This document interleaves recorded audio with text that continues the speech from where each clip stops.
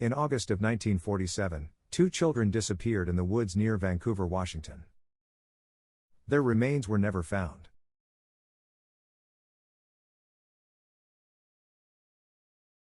In 1933, a young lawyer moved to Vancouver from South Dakota to start his own law practice. Nearly 20 years later, after launching a successful business, the man purchased a large plot of land near Lake Merwin. His goal was to build a new home for his family. Over the years, he and his wife bore 2 sons and a daughter. Tragically, their youngest son passed away from meningitis at only 8 years old. With encouragement from his wife, the grieving father decided to construct a lodge at the north end of Lake Merwin. His vision was to bring happiness to the children and carry on his memory. However, local residents spoke of rumors that the woods north of the lake were haunted. Occasionally, a lone woman would be spotted in the forest and other strange events were witnessed. These warnings were ignored. In 1945, construction of Camp Little Coyote began.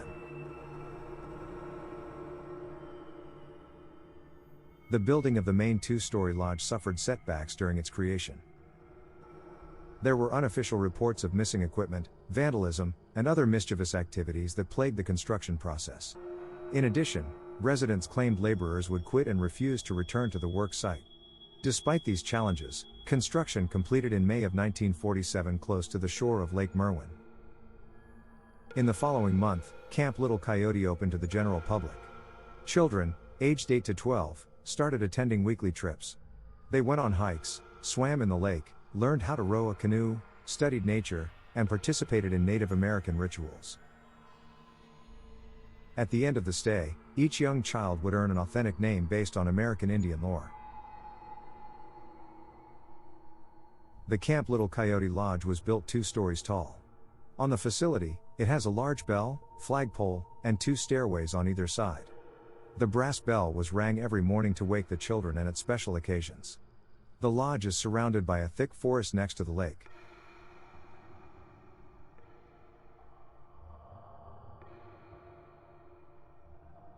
Around 3 a.m. on the morning of August 13th, camp counselors were woken up to children screaming.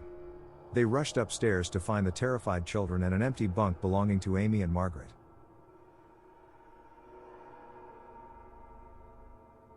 According to reports, one male counselor went outside with a flashlight to search for the 2 missing girls. As he explored the dark forest, he claims to have heard the girls laughing near the shore. He walked quickly down the wooden steps to the lake shore. The counselor said as he started crossing the gravel road, he could hear the girls running through the grass to the north. He followed them through the tall grass at night, heading in the direction of their laughter. He began to yell at the 2 girls to stop and come back. They never responded to his pleas.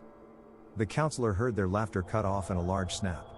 Sensing something bad had happened, he raced up the lake, calling their names.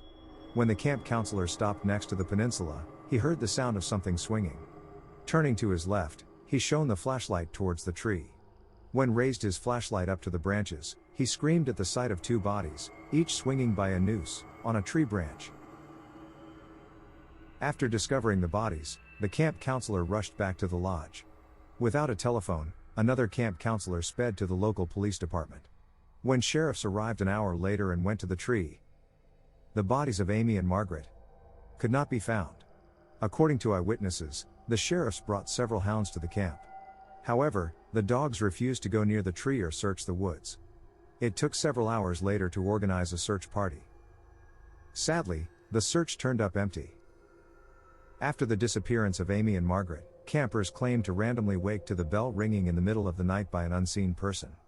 This phenomenon continued until the brass bell went missing in 1958. Today, visitors and residents can still hear children's laughter coming from within the forest.